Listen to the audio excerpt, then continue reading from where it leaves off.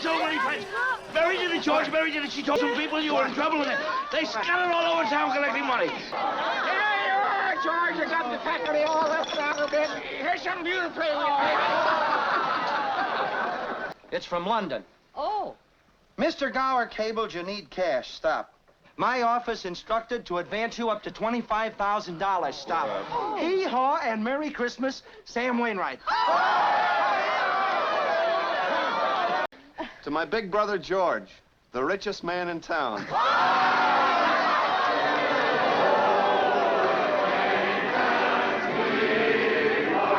Pause. We all know this scene.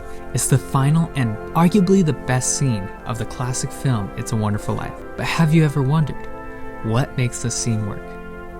Well, there are 3 things you should know that make this scene work and will ultimately make a story work. But before we can get into that, we need to know the whole story of It's a Wonderful Life. So let's rewind to the beginning. We learn that George Bailey is the main character and that he is going through a rough time. So, Heaven wants to send Clarence, a second-class angel, down to help him out. But for Clarence to be effective, he needs to know George Bailey's past, so they show Clarence, and thus the audience, George Bailey's background. The first thing that we see is George Bailey saving his brother Harry after he falls into a frozen lake. Because of this, George loses his hearing in his left ear. This really tells a lot about George's character. He's willing to help other people even when it costs him. This selflessness seems to be a theme in George Bailey's past. George wants to see the world. He has big dreams. He wants to go and experience and see all the sights the world has to offer. But he is again and again stopped. He isn't forced to stay in Bedford Falls and give up his dreams. No. George chooses to stay in Bedford Falls and give up the dream of seeing the world, not because he wants to, but because it's the right thing to do. He stays to keep the bank and loan in business, to help the community. He doesn't want to get married because he fears it might tie him down, but he gets married anyway, and when they're just about to go on their honeymoon, there's a run on the bank and loan. He gives up his honeymoon and $2,000 worth of his own money to keep a job that he has been trying to get away from his whole life. He doesn't do this because he wants to, but he does it because it's the right thing to do. After this, we finally see why George is in distress. His uncle misplaced $8,000 that was supposed to be deposited for the bank and loan. George spends the rest of the day looking for the money without any success. At the end of the day, George yells at his uncle in frustration. Hank! I can't think anymore, George. I can't think anymore. It hurts. Where's that money, you silly, stupid old fool? Where's that money? You realize what this means? It means bankruptcy and scandal and prison. That's what it means. One of us is going to jail. Well, it's not going to be me. Then George runs home in frustration and starts yelling at everyone. You stupid, silly, careless people. How should I know? What do you think I am, a dictionary? Tommy, stop that. Stop it. Janie, haven't you learned that silly tune yet? You play it over and over again. Now stop it.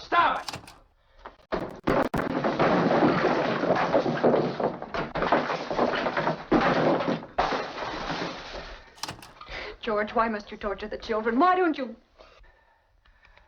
Mary. It's hard to watch this scene. We know George is a good person, and we know he's under a tremendous amount of stress at this point. But yelling at his kids, yelling at his wife, yelling at his children's teacher, it seems like he's acting like the villain at this point. But later in the video, I'll tell you why this scene actually helps us care more about George. He then goes to Mr. Potter, the only man in town with enough money to help him. George tells Mr. Potter that he misplaced the money, putting the blame on himself. $8,000. I can't find it anywhere. You misplaced $8,000. Yes, sir. The way life rewards him for the selfless act is by having a warrant put out for his arrest.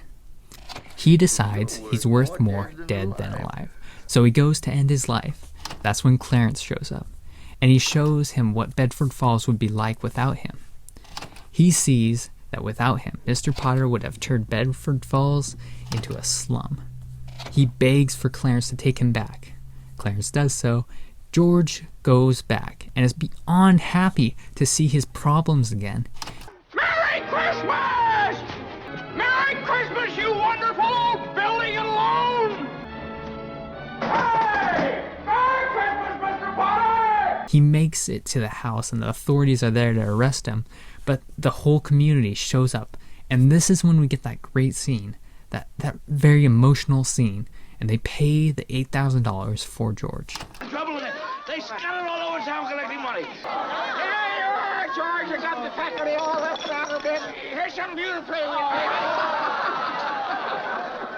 To my big brother George, the richest man in town.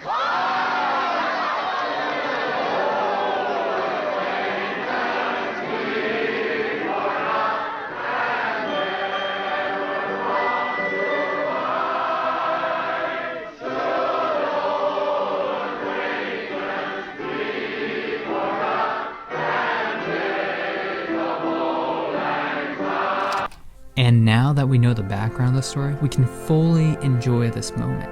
But the reason we can do this is not simply because we know more about George. No. The reason we can enjoy this more is because we now care about George. That was the whole point, to get the audience to care about George. If you can get your audience to care about your main character, then they will be far more invested in the story than they otherwise would be. The stakes will seem higher.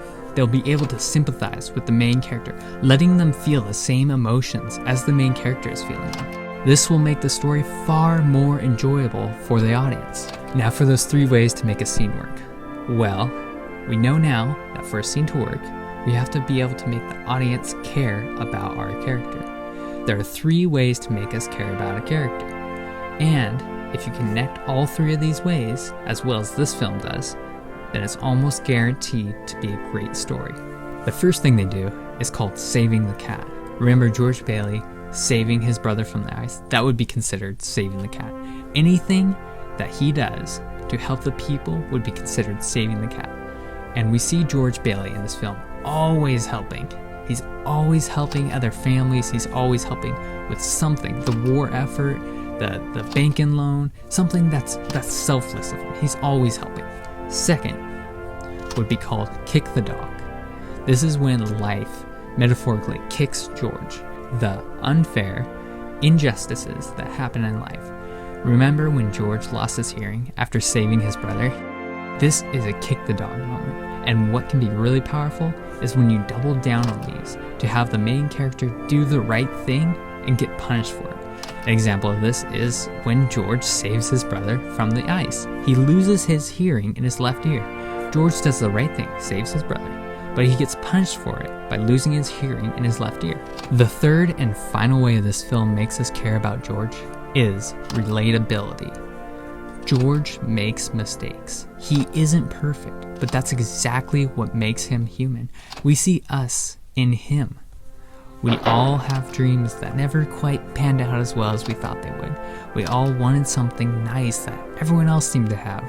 We know how George feels because we've been there before. Some recent films have really missed out on this part. The characters that they make are pretty much perfect. Of course, this was not their intent, but it happened. One notable one that comes to mind is Rey from Star Wars. They did pretty well on her saving the cat. I mean, she literally saved BB-8 in The Force Awakens in the first minute. And she doesn't sell him either, even though she's offered so much whatever this stuff is. And they don't do particularly bad on kicking the dog either. I mean, she's practically a slave with no future, no family, no friends, from a nowhere place. I mean, that's pretty rough. But it wasn't good enough. People still disliked her. The reason for this is because she was unrelatable. She didn't make mistakes, and everything she touched, she was great at. She's great at hand-to-hand combat. She's great at flying. She's great with a blaster. She's great with a lightsaber. She's great at using the Force. She's great at reading people's minds. She's great at being great. Well, you get the picture. The problem with this is that no one is great at everything. No one. And even if someone is good at one thing, one particular thing, they probably work super hard to get good at that thing. All this makes Rey an unrelatable character. Now, don't get me wrong, it's okay to have your character be great at some things, but not all of them, and certainly not without any training. Imperfection is key to make an audience relate with a character, and relatability is key to make an audience care about a character. And the audience caring is key to make a meaningful film. I think we can all learn something from George's imperfections. His flaws make us care about him even more.